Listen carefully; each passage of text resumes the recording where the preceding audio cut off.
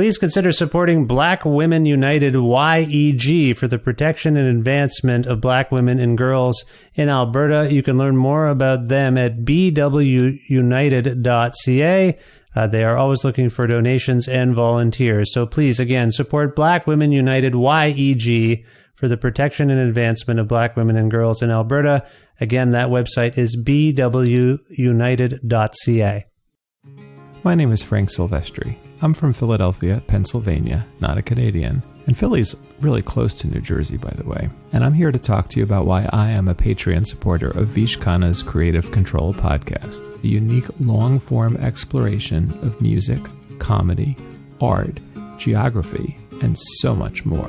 Vish is an incredible interviewer who has a charming, disarming, funny, reverently irreverent style, which feels a lot more like a conversation with friends than a podcast interview. These conversations have included talking to people like Jeff Tweedy, Nels Klein, Ira Kaplan, Dan Romano, Carson McCone, the White Hot Lung, Juliana Rialino, and one of my all-time favorites, the Sadies. So if you're like me and you find these kind of conversations vital, essential, and important, I hope you'll join me in supporting Creative Control on Patreon. To make your flexible monthly donation to Creative Control, please visit patreon.com/Creative Control today.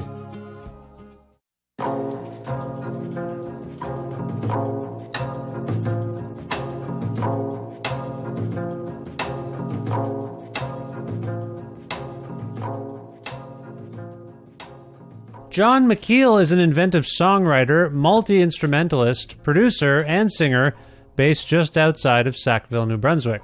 Originally from Nova Scotia, Mckiel has released some fantastic records over the last dozen years or so, including recent collaborations with his fellow Maritimer and Alberta expat, Jay Crocker of Joyful Talk. On May 3rd, 2024, You've Changed Records released the excellent and beguiling new album by Jon Mckiel. It's called Hex, and it prompted Jon to return to this show for a nice talk about many of the places that he's called home in Canada over the years, his Alberta connections with Jay Crocker and Chad VanGaalen, playing guitar in drop C tuning, the hip-hop flavors of the otherwise indie folk album, Hex, and who it may be inspiring to rap, hexes, conspiracies, capitalism, and the curse, movie scores, and the musical touchstone that is the Arnold Schwarzenegger film Predator, feeling burdened, videotaping MuchMusic programming when we were kids. That time his 2020 album, Bobby Joe Hope, kind of went viral, future plans, and much more.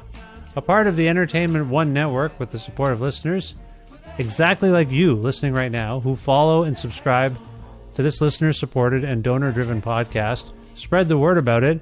Leave nice reviews and ratings on your podcast platform if you can. That actually helps more than you might realize. And make flexible monthly donations at patreon.com/Creative Control, which is the primary and most reliable way for podcasters like me specifically to make a living.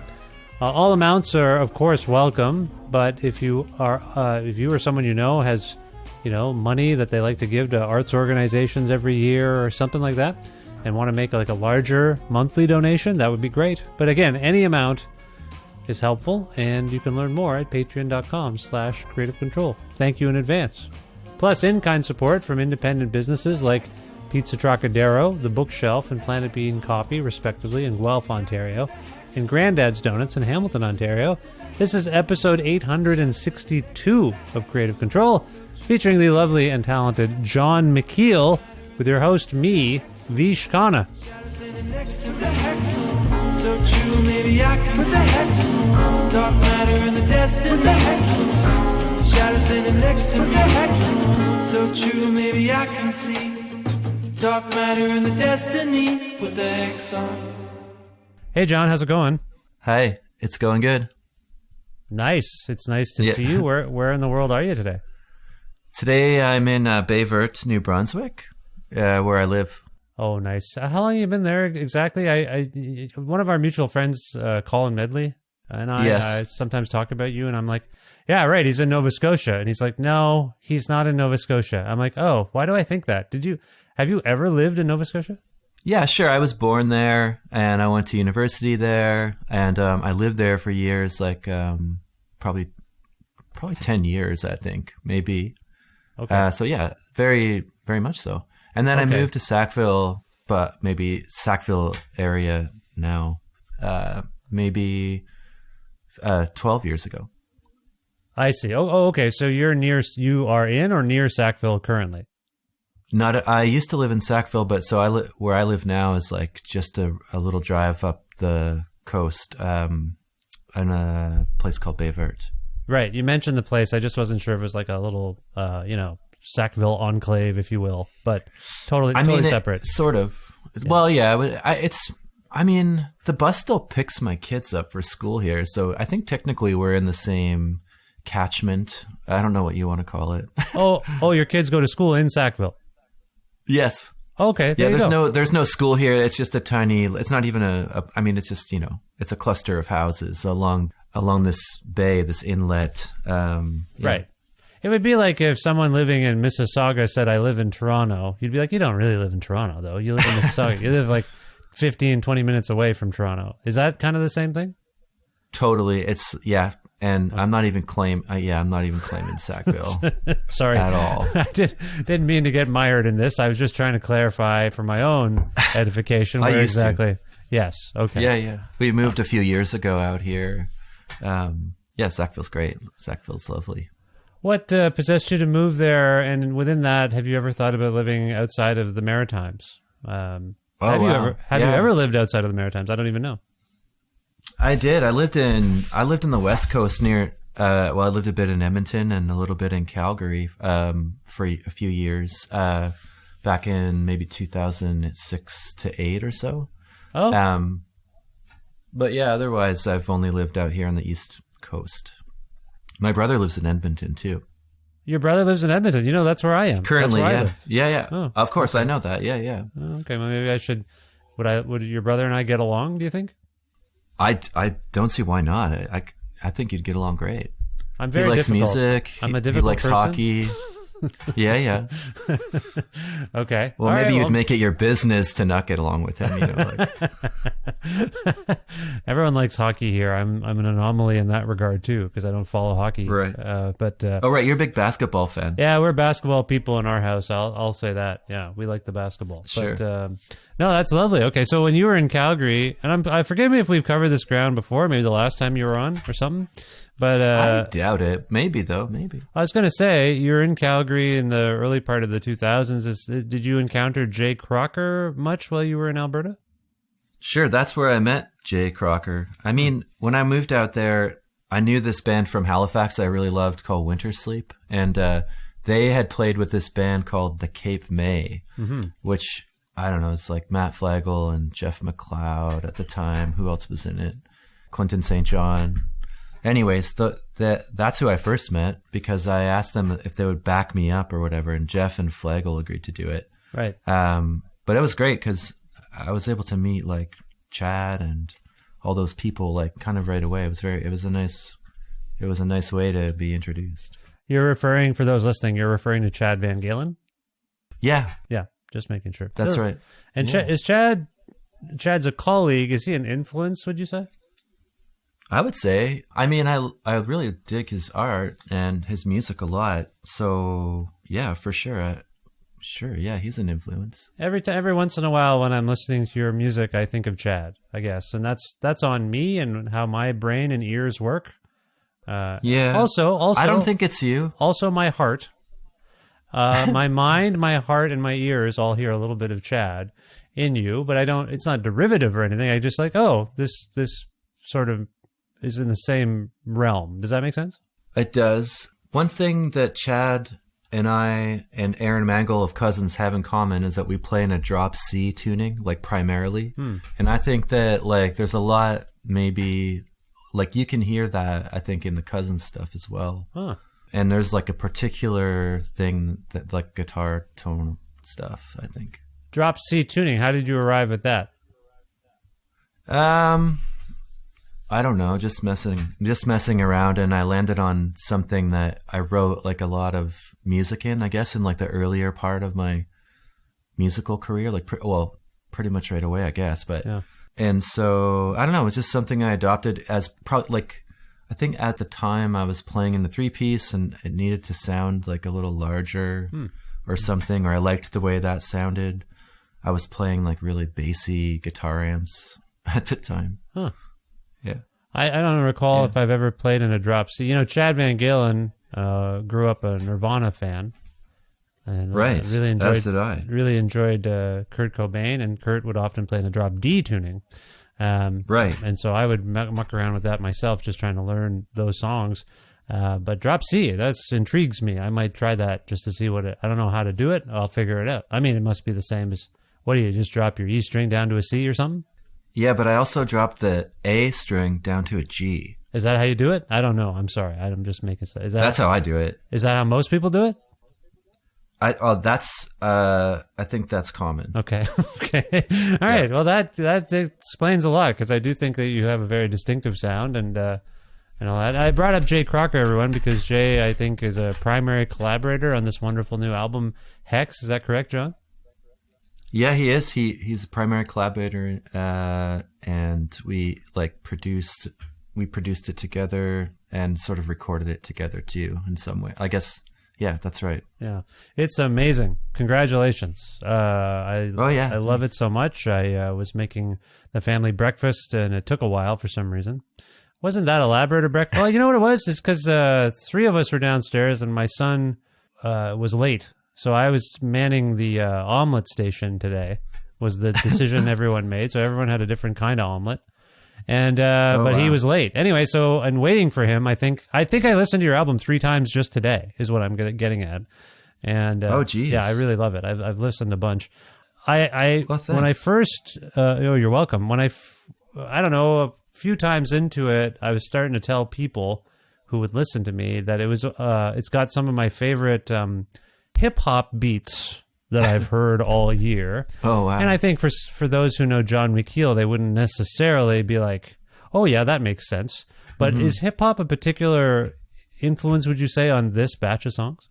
I mean, we started using the sampler with Bobby Joe Hope, and this is sort of just a natural extension of that as far as I can tell. I mean, it's still based off of my tape machine, and then and then we're making some samples in there. So yeah, and that's, I feel like you're right about like at least partially, like, but I think there's a lot of organic, or I guess like more traditionally arranged and produced like tracks on there, of course, but like Hex in particular, I think sort of has that sampler sort of flavor or whatever. Which other one are you thinking? You're thinking of maybe Still Life too, but that one's actually just played, but...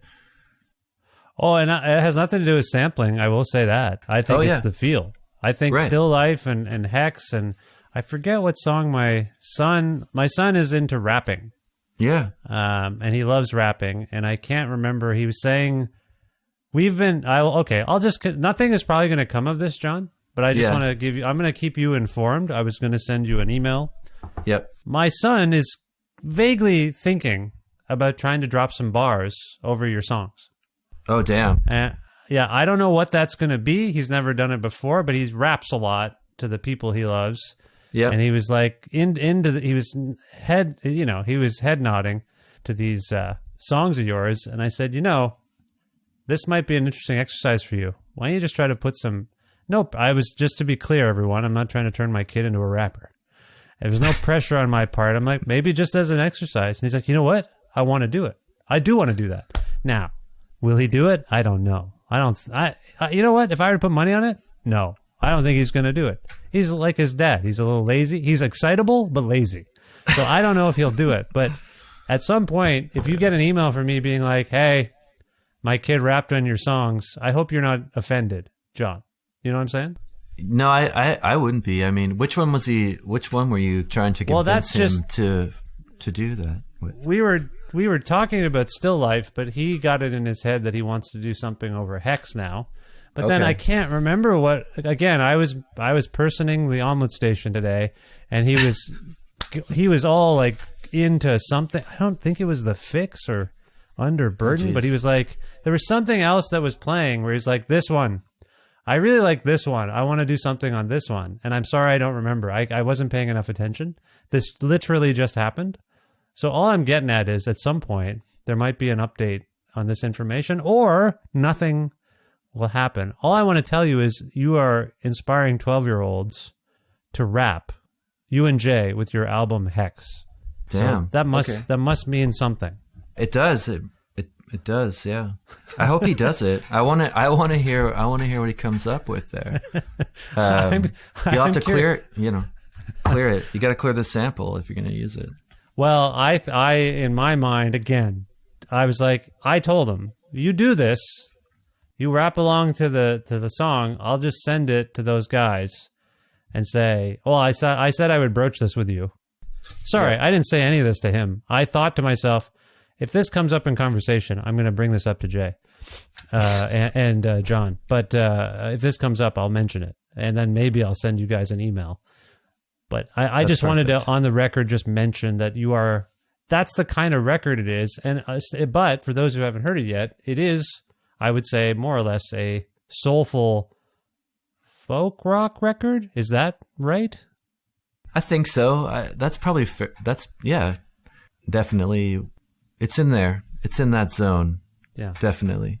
Yeah, and it's like I'm pretty inspired by that kind of like soul music and hip hop music, and I'm not that I'm trying like consciously to make anything like that, but I think this one maybe is a bit more funky.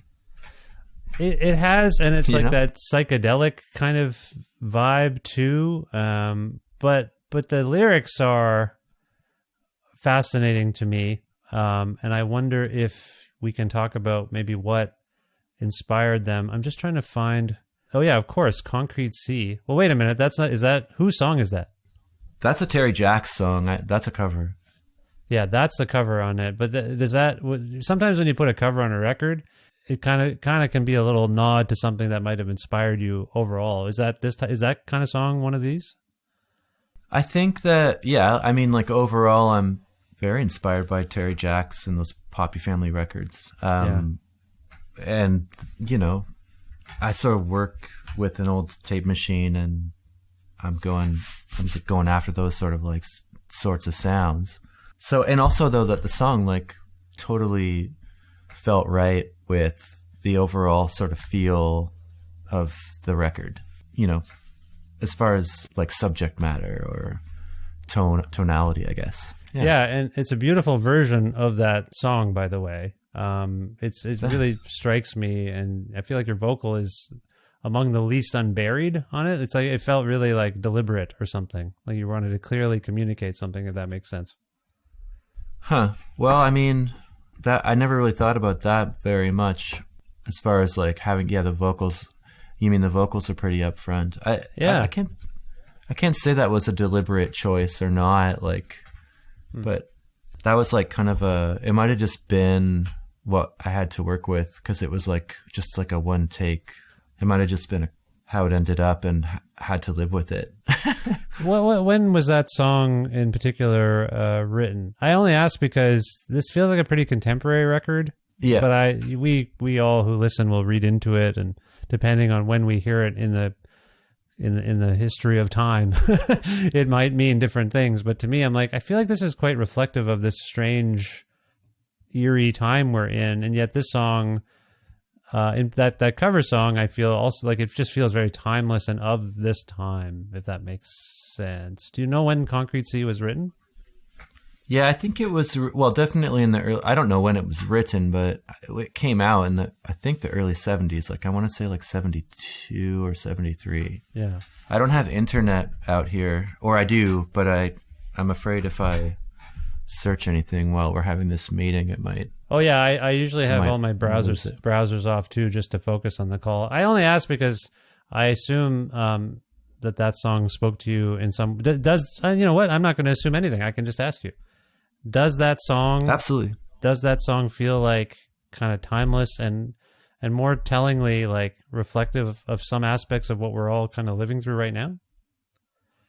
that's how I felt about it. I mean, everyone maybe who knows it might mean something else, but it's obvious to me that it parallels, living through these times or whatever. I felt strongly that it matched the tonality of the other songs, and it definitely strangely echoes our current times. I don't know how else to really put that. It's like, so many songs do, though. I mean, it's not unique to that song at all.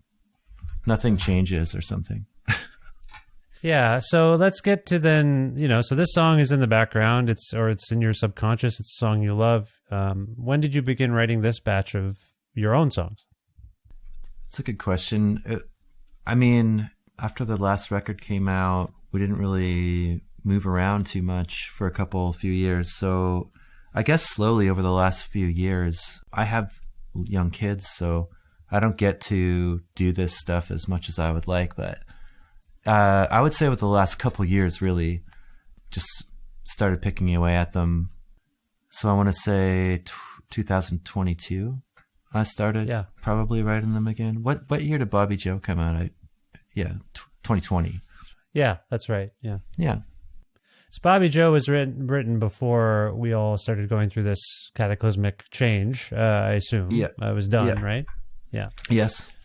So do you feel like the change and, being a parent, are these things living in these, are these experiences that from your perspective, do you think they're living in these songs in any particular way? Oh, yeah. I think mostly I write about family and, my immediate surroundings. That's pretty obvious, right? And also relationships and stuff like that. To some extent. But my reality is what I write about typically. So this would be no different in that way. Yeah. Insofar as I even sort of maybe sometimes write in characters. So, certain characters come and go, and other times maybe there's new characters that get introduced along the way. Well, there's some dark themes here, and I think among other things, we're living in a bit of an angry time and a bit of a paranoid time, and a conspiratorial time. And when I hear someone say something like "put a hex on me," by the way, I don't know. Have you seen that show, The Curse, that came out recently? No, is that the Nathan Fielder one? Yeah. Yeah. So I haven't seen it, but Jay has seen it, and he's been telling me all about it, and that he loves it so much. I haven't seen it. Yeah, I loved it too. My wife and I loved it too. And it's just weird that I also started listening to an album where the first song and the title is Hex, because I don't know if you see the connection between curses and hex. But yeah, there's the hex, and then you have a song called The Fix, which suggests that some sort of game. Among other things, I think it suggests there's a game that's being fixed. And I just wonder if, when I ask about the current timeline, if you're starting to feel this notion of curses and hexes and bad luck. Are we all enduring something? Or is it orchestrated? Any of those thoughts sort of pervading your songwriting? Yeah, definitely. You kind of unpacked it in a nutshell, maybe. Especially with those songs, The Fix or Hex or whatever. It sort of feels like a collective jinx, maybe, or I don't know, a problem. Yeah. But yeah, that's absolutely true. And that's that's getting in there for sure. But I'm trying not to let it. I don't know. I'd rather be positive and everything. I don't think it's necessarily not positive. It's just sort of like, wow. Well, it feels kind of humorous to me. Yeah.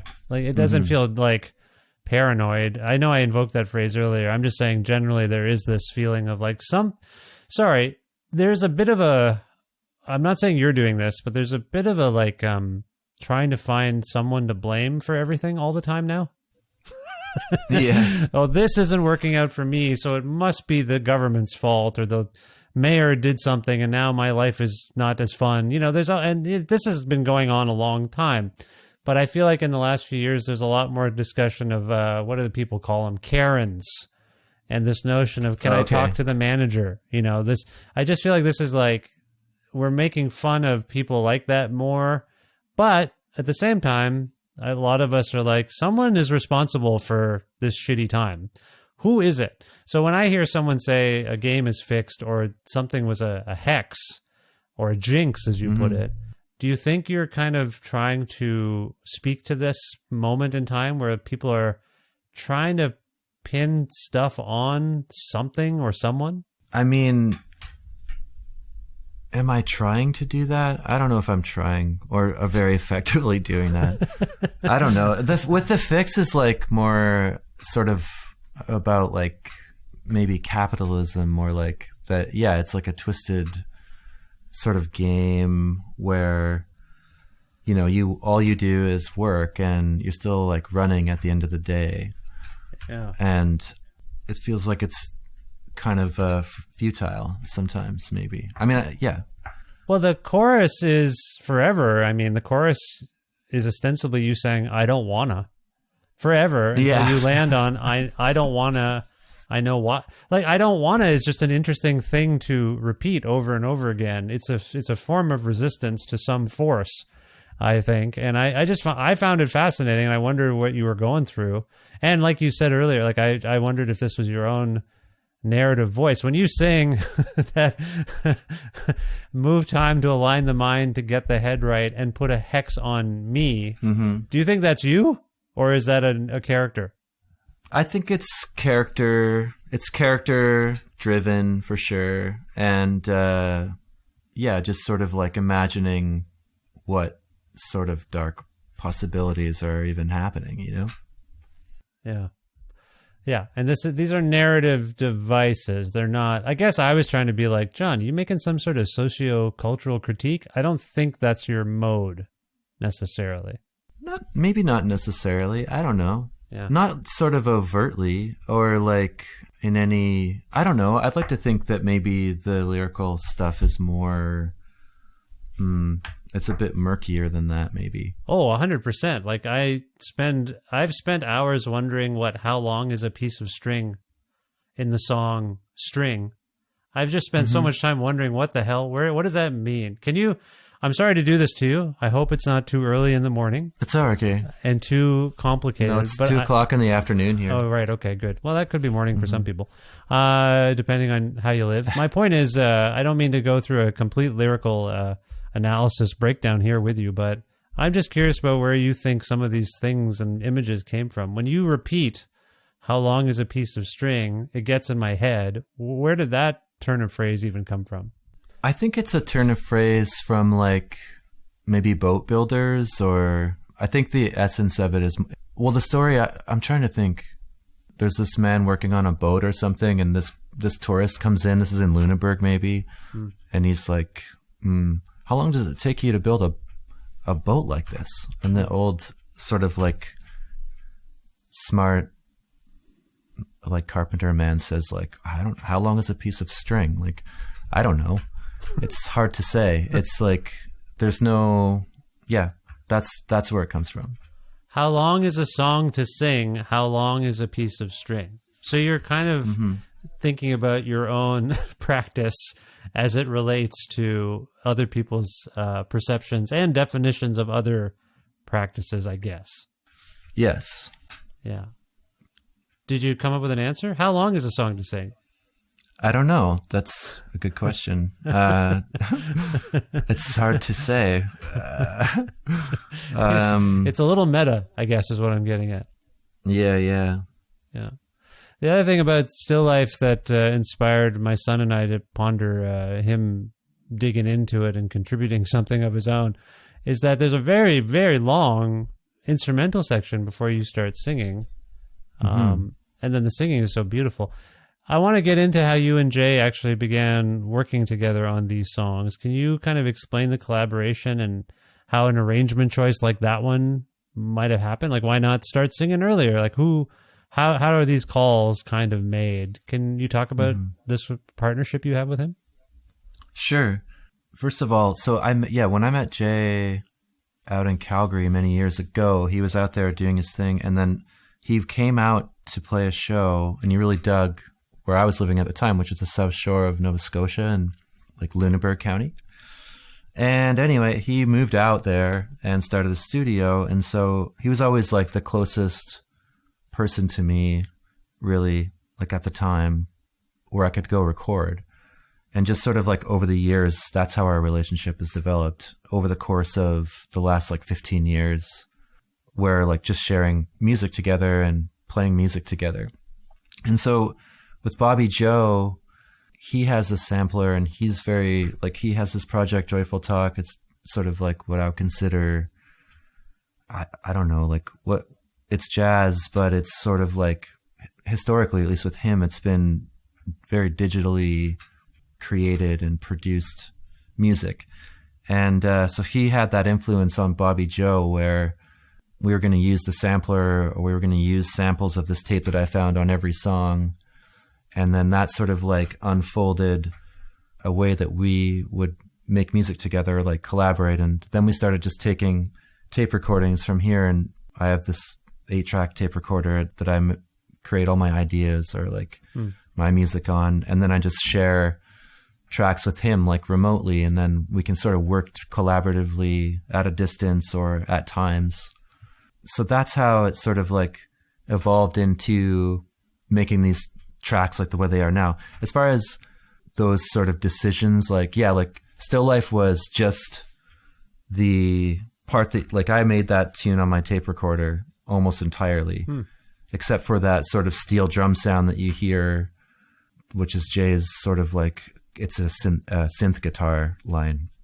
But that like extra long intro was once we got it all dumped over to Jay's side so we could work together like in his studio on this track.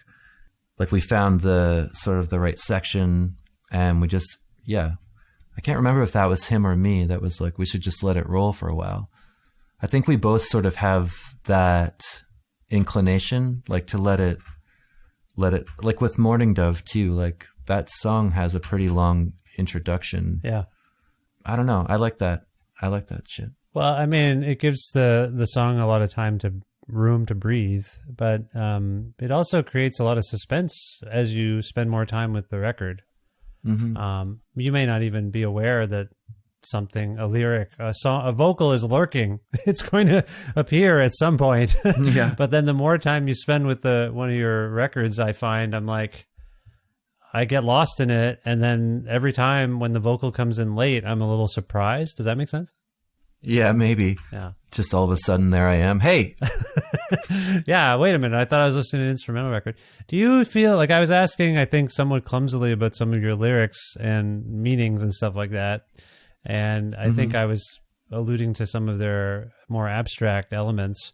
Do you feel like you and Jay each share a penchant for the surreal in music making and I guess even singing and producing records? I think so. Yeah.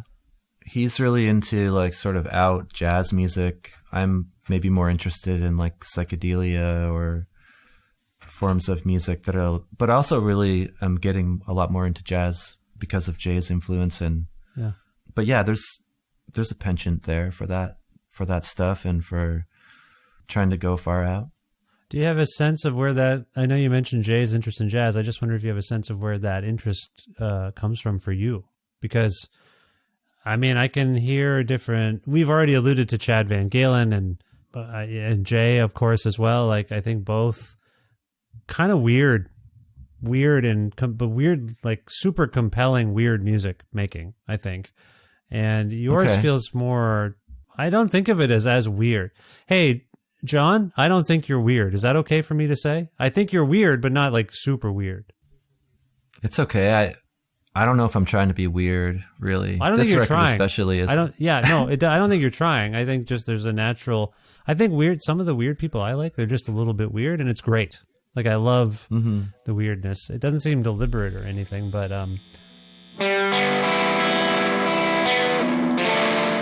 I interrupt this episode of my own show for a brief thank you for hearing my call to support me and my work on Patreon. We have seen a lot of growth in Patreon support over the last little while, which is amazing because that's my primary source of income these days.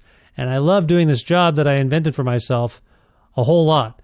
Creative Control is a listener-supported podcast. Do podcasters receive any streaming royalties from podcast platforms? No, not any. Does podcast advertising pay the bills? Not for a show at this scale, no. Do all podcasters get paid by companies for their work like some celebrities do? No. No, most of us do not. We do this work to support our communities and because we love it.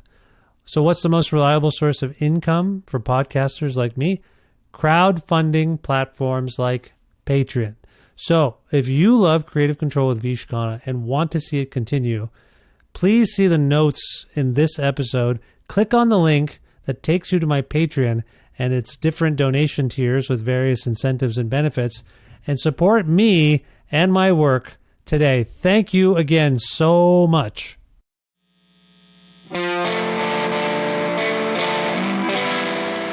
No, I just mean, sorry, I was trying to just ask you where you feel like your sensibility and affinity for, I guess, this surrealism maybe comes from. Do you have a sense of that? Is it movies? Is it other musicians? Stuff like that? Yeah, probably. But I mean, I'm definitely really into movies and other musicians and other music. Yeah, I think basically the culture or the pop culture that I consume, I guess, like basically, and Jay and I share a similar, not that it like really, I mean, is it weird that like we both grew up with like loving Predator, you know, like the movie? I don't know the movie yeah, Predator? Sorry, the movie. Yeah, Oh. the movie, Yeah. the Arnold, the Schwarzenegger movie. Yeah. That's kind of a funny one, but like it's in there. That's a weird movie because it's kind of like Jaws in that you know there's a predator. Sorry, no pun intended. You know there's like a monster in the movie, but you don't see it forever. Like it takes... you gotta wait a while. Am I right? I haven't seen Predator in a long time. Isn't that right? Like there's something wrong. You have to wait. It shows up like more than halfway through the movie, right? Yeah, it sort of starts out as this really weird, like, military movie, and they're gonna go and, like, I don't know, do something, overthrow some sort of thing, and yeah, the Predator doesn't, like, you know it's there, but it doesn't actually show up probably halfway through the movie. Right. And are you familiar with the masterpiece film Jaws? Sure. Yeah. So Jaws, because of mechanical failures, the shark doesn't appear in the movie very much as a whole. That's why? Yeah. Yeah, it was a filming situation. The shark would just fail, so they just kept stalling and filming other things.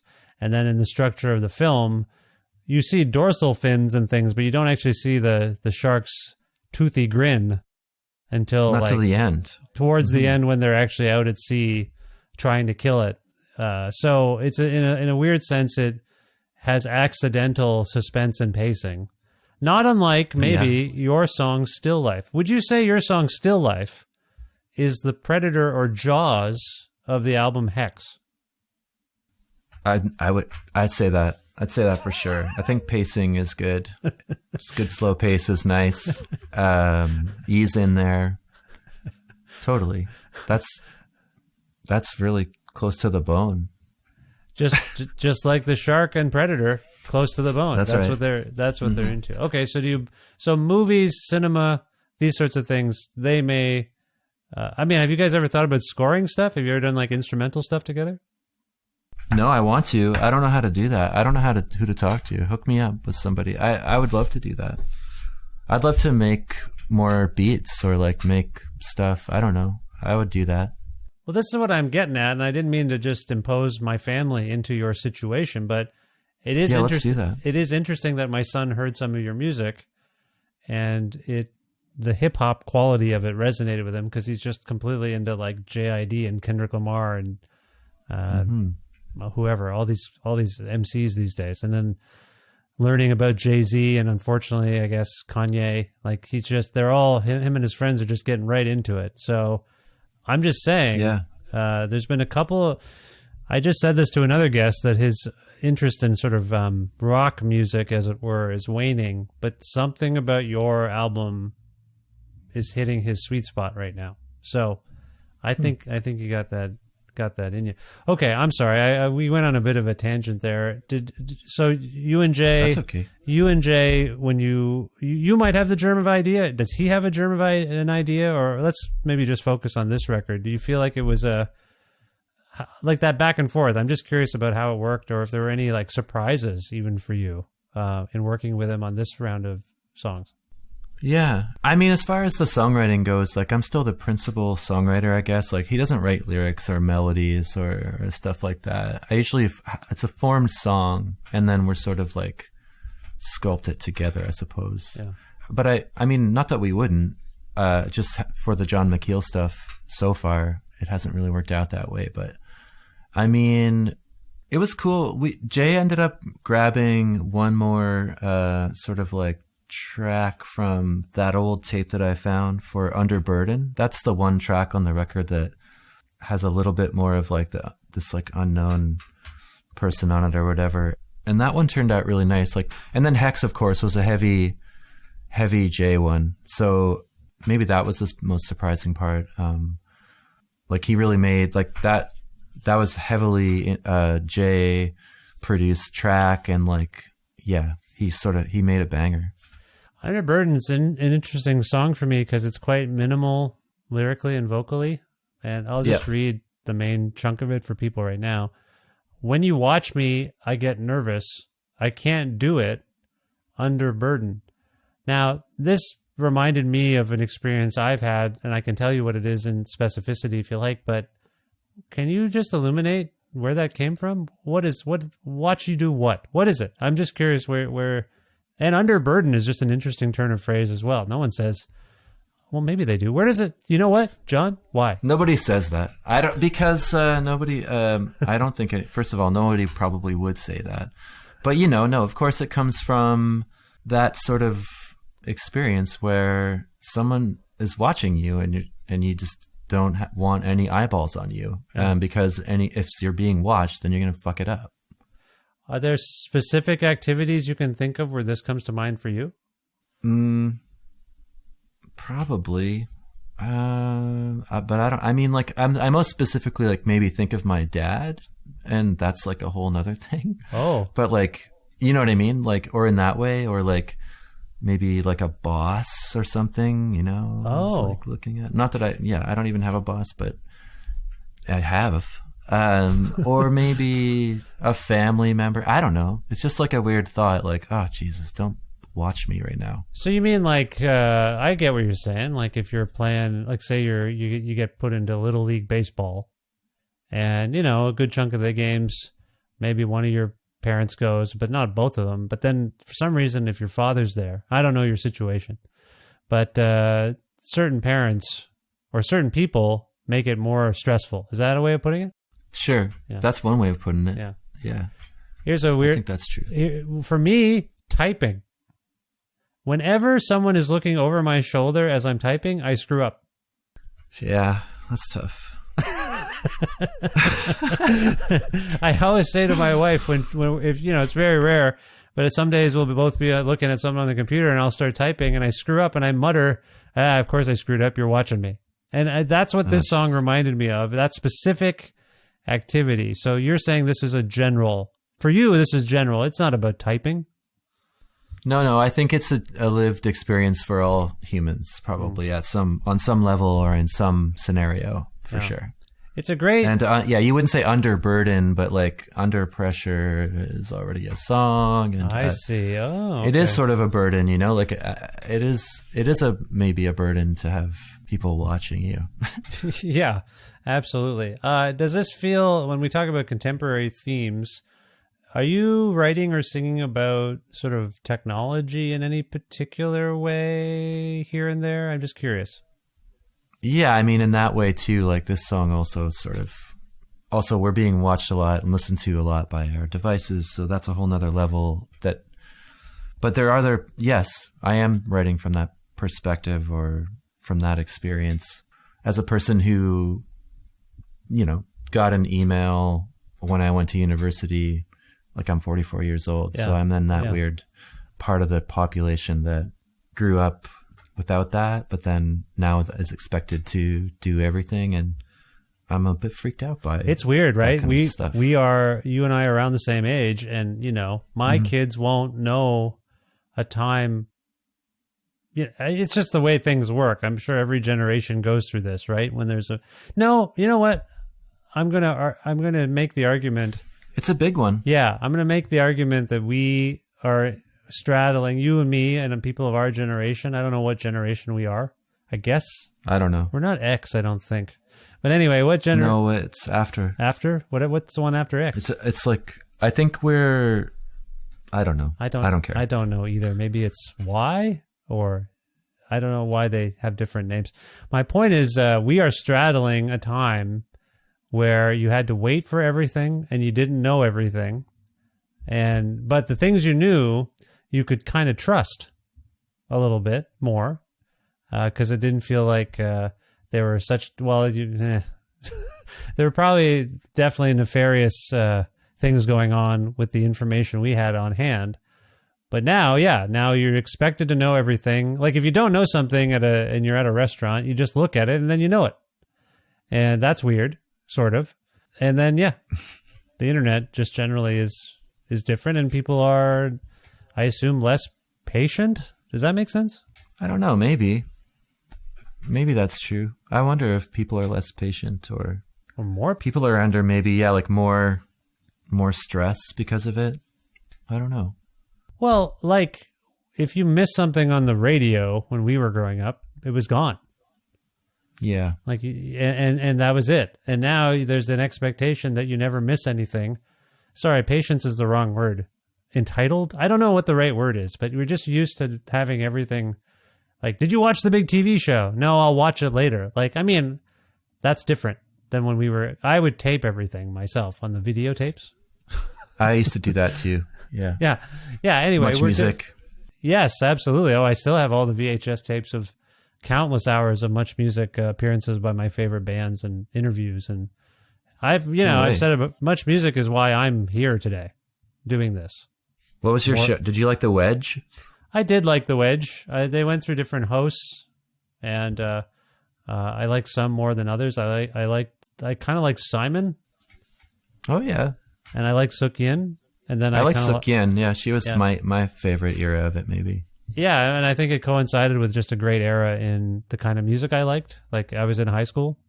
And so that I'm just saying, in terms of sort of free form interviews, I think that's probably the biggest influence on me. No kidding. That's so cool. Yeah.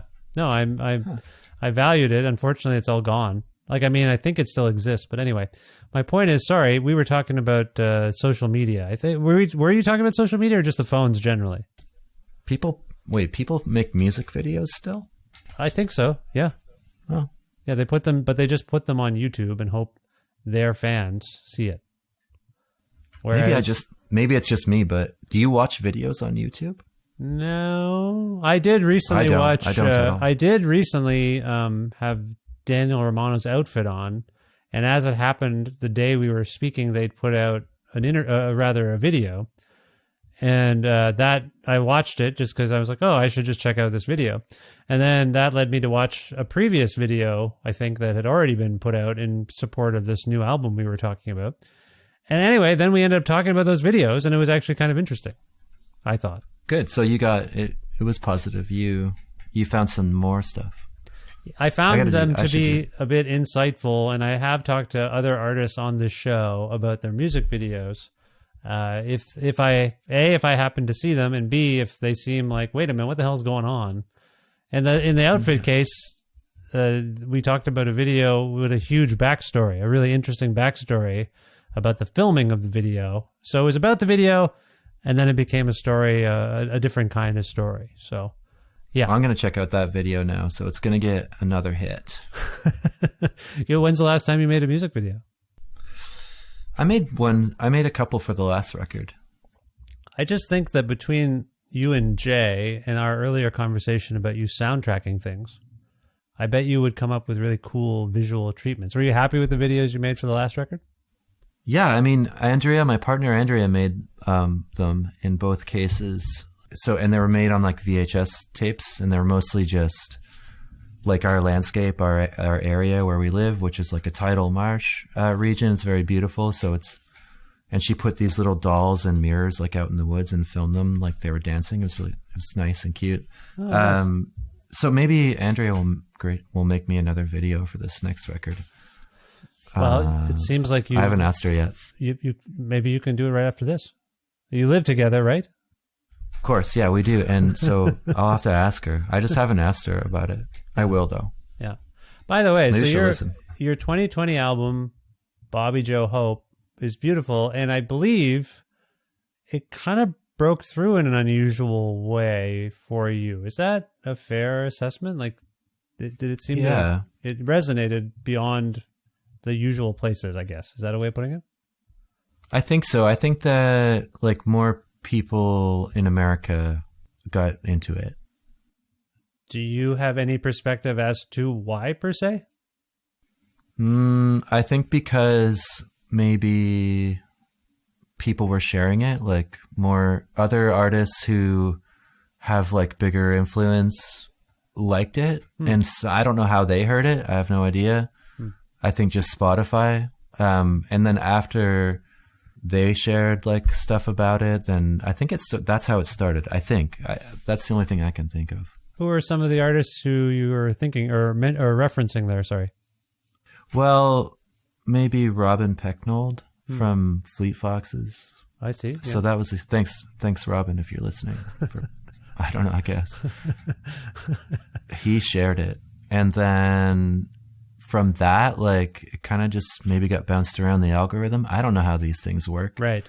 Okay. It just got more eyes on it all of a sudden, like after that. So I can't help but think like that had something to do with it. That's really beautiful, actually, I would think, to have a fellow artist be the one. Not, I think I remember that you got some American press from sort of music blog people, right? Did we? Like, I think Bandcamp, like we got the Bandcamp, Jesse Locke did a really sweet like review / it got the Bandcamp song of the day or album of the day, which is awesome. Yeah. And so that's another thing I think that broke it out there a little bit. Aquarium Drunkard, maybe? And yeah, they added it to like, yeah, so it started to get some press like in the United States. Yeah. And then people were sharing it. So I guess just, I don't know, that's how it works, organically speaking. Well, I was just trying to say, I think it's great when a musician gets behind it. I'm sorry, I would assume it would be nicer to have a colleague start to spread the word about it, like to get the Fleet Foxes bump, if you will. Does that more meaningful cool. to you? Someone, yeah. I mean, my friends wrote, some people who are like big Fleet Foxes fans wrote to me and was like, holy shit, man, this guy's sharing your stuff on the internet. And so, yeah, like, that's cool. That's really nice. Does that experience, did that experience, obviously I'm sure it made you feel really good. Does it change your intention or motivation as an artist? Or like, I gotta get that again. Like, do you have that impulse? Not really, no. I think it's such a weird thing. Like, it's always such a moving, like the music scene or the music industry is such a strange, and I've been doing it for so long and I still scarcely understand it. And it's just, it's always changing and morphing. And I don't really I try not to even think about that actually. Yeah. Like that side of it. Yeah. Yeah. It's fair. I feel like you're a curious guy. Like, I see a lot of questions in the lyrics of this album. Like, I feel like more than a few songs just have these outright questions in them, which tells me you're, like I say, I think you're just a curious person. But I think it sounds to me you're also like, there's just stuff I don't know. There's stuff that puzzles me, and it happens or it doesn't, and that's kind of it. Do you think of yourself as a particularly curious person? Like I say, there's just I feel like a number of questions and question marks dotted throughout this album. So I guess I just wonder where that might be coming from, or if that's always been there for you. Do you feel like you've always been a questioning person? Yeah.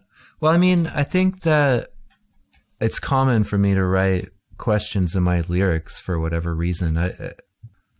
I do that, I guess, is what I'm saying. Yeah. And then maybe if music is a form of exploring or like searching, which I think it is, probably like I consider myself to be definitely still searching. And, I keep I'm old and I have kids, but I still keep a music practice every day. I still try and come out here and do my thing, and music has always been a big part of my life. And whether or not I'm doing it on whatever level that I happen to be doing it on, I've been compelled or like to do it like after all these years. And yeah, I think there's just a certain amount of searching and exploration happening maybe within keeping that practice. Well, I mean, for what it's worth, it's beautiful. Like I like songs where, like, as I ponder a song like Everly, the lyrical imagery is so beautiful, and I'll never in my life know exactly kind of what it might be getting at. And I mean, that's true of a lot of art, but yeah, you just have this interesting use of diction not diction, but like phrasing and I think I don't know where you're getting this stuff from, John. That's all I'm getting at. I don't know. And I get the feeling you don't quite know either. Well, I don't know about that. You just don't want to share exactly. Like when I see Memory Screen Part 1 and 2, oh, he made something going on there. What's the connection there? Why did you divide this idea into 2 songs? That's just the way it turned out. I mean, I had written the song in one way, and then I showed Jay the version that was just the bass and the vocals, and he was like, holy shit, like that should be something, like it's just bass and vocals only.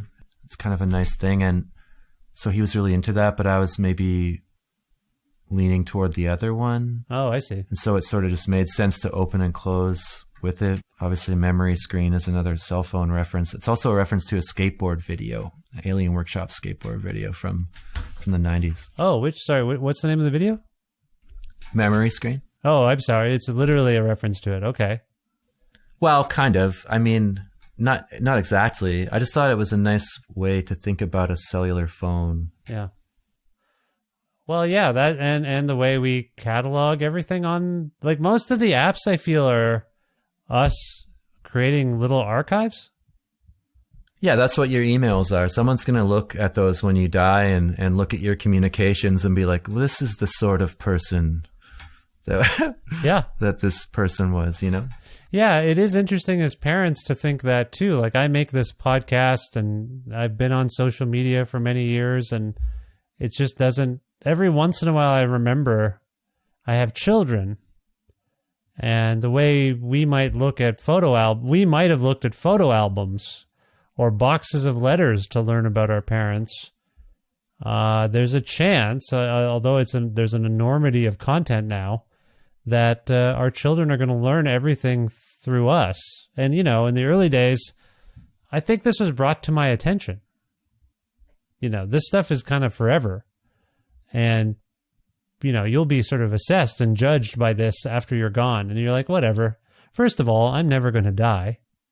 Second of all, who's going to really care that much? And then you have children and you realize, oh, huh. And they're all like, Facebook in particular is like, remember the time in 2016 you said a terrible thing? Here it is.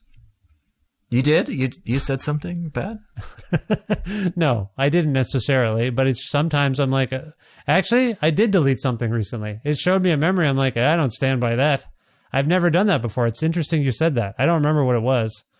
I get those too. I wonder, I never delete them though, but I'm like, oh, what the hell am I talking about? Like, yeah, some of them are inane and stupid, and I'm like, this is what you think I want to reshare? Like, it's just like, I had a Dorito or some dumb, you know, in the early days, you just post whatever. And then sometimes there was something recently, I'm like, yeah, I don't stand by that at all. So I'm deleting it, but that's the first time I've ever deleted a memory. I can't believe we're talking about this, but I think it's germane because, yeah, we end up living, I don't know what it means. It just seems like an endless maw of memories compared to maybe what you and I had growing up. And I feel like... Well, you have a digital footprint now to think about as well as a normal human footprint. Yeah, exactly. That's a better way of putting it. All this to say, I think, I'm sorry I've done a clumsy job of it, but I think there's just a lot... I'm trying to convey to you that I think there's just a lot of beautiful stuff and provocative stuff on this record, and I want to congratulate you on it. And honestly, some of it's kind of spooky for me. Well, that's good. I guess. It's unnerving. I like it. It's comforting and unnerving at the same time, is what I mean. It's like the movie Predator. Well, like I said, Predator is up there with some of my favorite films of all time. It's pretty bad and good. I wanna rewatch it. I know it's all dudes, but I remember it being a pretty diverse cast, which was interesting. Mm-hmm. Yeah. And it's a lot of dudes stuff. It's really kind of silly and stupid, really. But it's like peak Schwarzenegger, and I grew up on his movies. Yes, I did too. Absolutely. Commando and Twins and Running Man. Running Man, of course. Yeah. Total Recall. Oh my God, Total Recall. Don't even get me started. Yeah. Running Man was darker than I think I saw a bit of it recently. Did I? It was Total Recall. Sorry. But Running Man, as I recall, if I can just do a little Total Recall of Running Man, I remember it being quite dark and dystopian. Definitely. Like proto Hunger Games, maybe. I don't know enough about Hunger Games, but it feels like similar. Yeah, if the sets were like way shittier and, the story's a little weirder, I don't know. But yeah, that's something like that.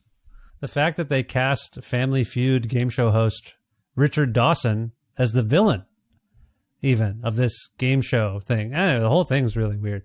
Anyway, I look forward to your concept record about Arnold Schwarzenegger that you and Jay come up with at some point. I'm sure it's in the offing. This wonderful record is out in May. John, what else is going on for you? Are you writing new works? Are you going on tour? What's up? Yeah, I'm working on more music, and we have some tour dates that we're going to be announcing for like the more springy summer months soon. And I'm just looking forward to the record and maybe playing a few shows. Nice.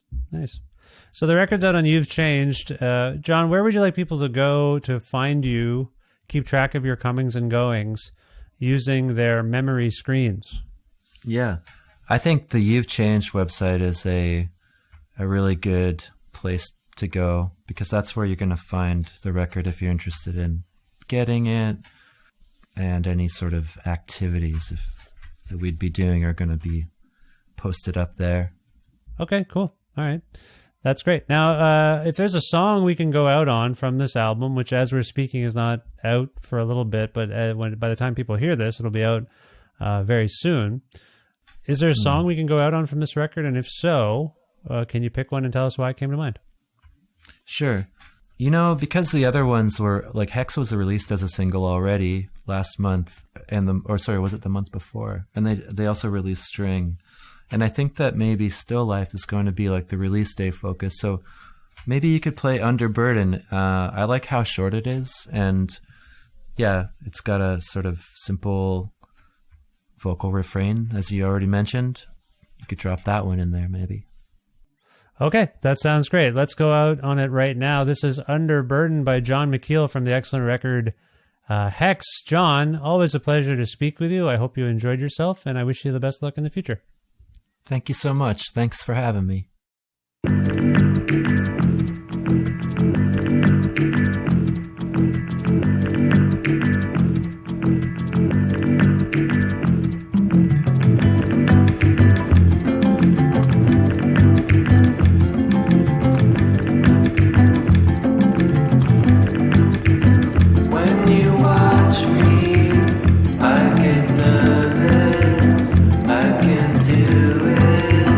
Under burden.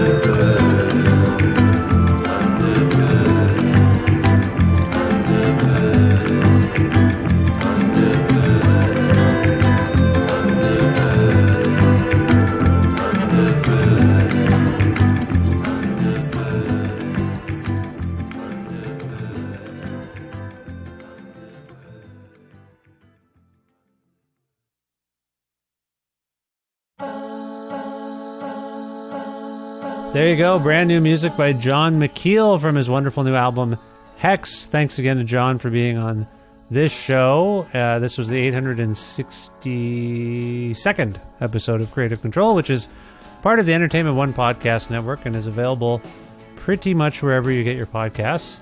If you can't find an episode that you're looking for, or if you want to learn more about me and I guess sign up for my monthly newsletter, please visit vishkhanna.com.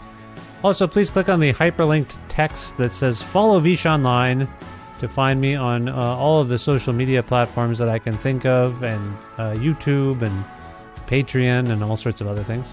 Speaking of which, please do visit patreon.com/creativecontrol to make a flexible monthly donation to keep this podcast going. There are different benefits at different tier levels, but that is the primary way I make a living now, and I'd like to keep it that way if I can. And there are different, like I say, different benefits. At the $1 a month level, you get access to my weekly newsletter, and that's what I've been concentrating most of my energy on instead of the monthly. It is sorry to the monthly subscribers, and it's brief. I just try to keep people informed about what's going on the show and sometimes in my life. And then as you go up the tiers, you get more and more benefits, and that's going to seem even more beneficial if all goes well in the next little while as I ponder going to a subscriber hybrid model for this show. So you'll see what that means, and we'll try it and see how that goes. But in any case, Patreon is where it's at these days. So if you can, if you have the means, subscribe to this show on Patreon. You will get access to all of the shows and everything. And learn more at patreon.com/creative control. Thank you so much. Also want to thank some independent businesses who provide in-kind support for this show, namely Pizza Trocadero, The Bookshelf, and Planet Bean Coffee, respectively, in Guelph, and Granddad's Donuts in Hamilton, Ontario. Oh yeah, Guelph, Ontario, I should say. Also want to thank Jim Guthrie, who is also Ontario-based. Jim lends me music for this show, and you can learn more about Jim, and I urge you to, at jimguthrie.org. And finally, thank you so much for listening to this episode with Jon Mckiel. Hex is an amazing album. And in case you missed it, Jon just appeared on the You've Changed Records is 15 oral history pod documentary thing I made that I'm still getting nice comments about. And it really meant a lot that he participated and everyone participated, and I enjoyed making it. So if you enjoyed hearing Jon here, check out that oral history. And otherwise, I hope you're well, and I will talk to you soon. I got to watch this Knicks-Sixers game and do some other stuff. So yeah, you be well. I'll talk to you soon. Bye for now.